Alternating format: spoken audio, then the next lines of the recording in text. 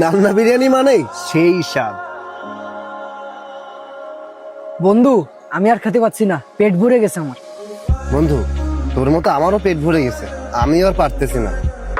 ঠিক আছে বন্ধু, চল আর খেতে হবে না, বাজারে গিয়ে তোদের ঠান্ডা খাওয়াবো। আচ্ছা চল।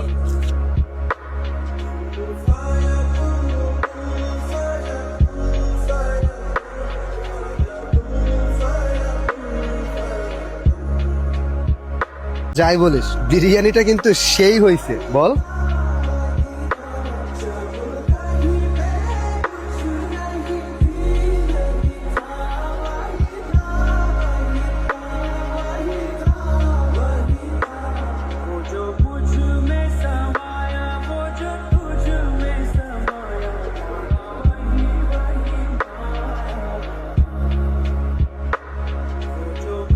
বন্ধু, আজকে একটা চরম বাস্তবতার সম্মুখীন হলাম।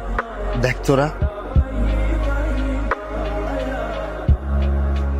দেখছিস বন্ধু, অসহায় মানুষের পেটের ক্ষুধার কি জ্বালা। আমরা যে খাবারটা নষ্ট করে ফেলে আসলাম, ওই খাবারটা কুকুর বিড়াল অথবা কাকপক্ষীর খাওয়ার কথা ছিল, আর সেই খাবারটি একজন অসহায় মানুষ কতটা তৃপ্তি সহকারে খাচ্ছেন।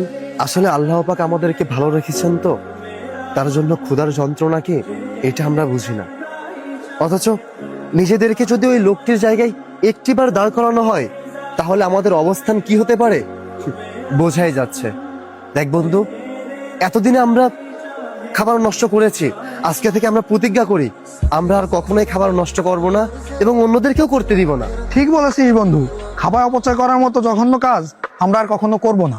এখন থেকে আমরা সবাই চেষ্টা করব অসহায় এবং দরিদ্র মানুষের পাশে থাকার এবং তাদের সাহায্য করার।